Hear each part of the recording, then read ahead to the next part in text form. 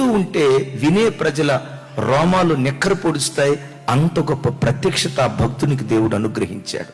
Wesley college ground Anand theatre దగ్గర పిడి సుందరరావు గారి meetings జరుగుతున్నాయి. నేను వెళ్ళాను.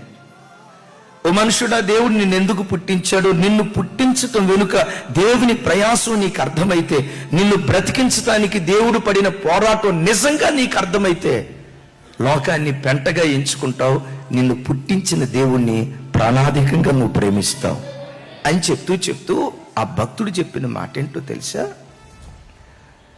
తండ్రి శరీరంలో నుంచి శుక్రకణం తల్లి గర్భంలోకి వెళ్తుంది కదా. శుక్రకణాలు వెళ్ళేటప్పుడు 25 కోట్ల శుక్రకణాలు ఒకేసారి వెళ్తాయి.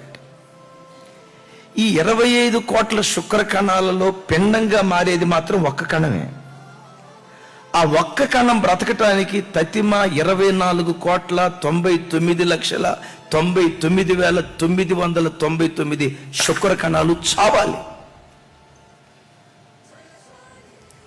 నిన్ను బ్రతికించడానికి, నన్ను బ్రతికించడానికి, నీకు జీవాన్ని ఇవ్వటానికి, మనిషిగా దేవుడు నిన్ను భూమి మీదకు పంపటానికి 24,99,99,999 కణాలను చంపి నిన్నొక్కడిని బ్రతికించుకున్నాడు ఆయన. నా మాట అర్థమైందా?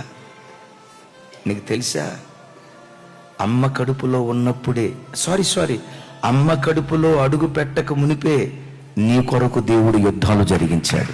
నీ కొరకు దేవుడు పోరాడాడు. ఆ దేవుడు ఎవరో నీకు తెలియకపోయినా, ఆయన నామస్మరణ ఏంటో నీకు తెలియకపోయినా, ఆయన పేరేంటో నీ చెవులతో వినకపోయినా, నీ మీద దేవుడు ఒక ప్రణాళిక కలిగి, నీ మీద దేవుడు ఒక ఉద్దేశం కలిగి, ఒక ఉన్నతమైనటువంటి సంకల్పం కలిగి, నీ నిమిత్తం తతిమా కణాలన్నిటినీ చంపి అమ్మ కడుపులో నిన్ను ప్రవేశపెట్టాడు.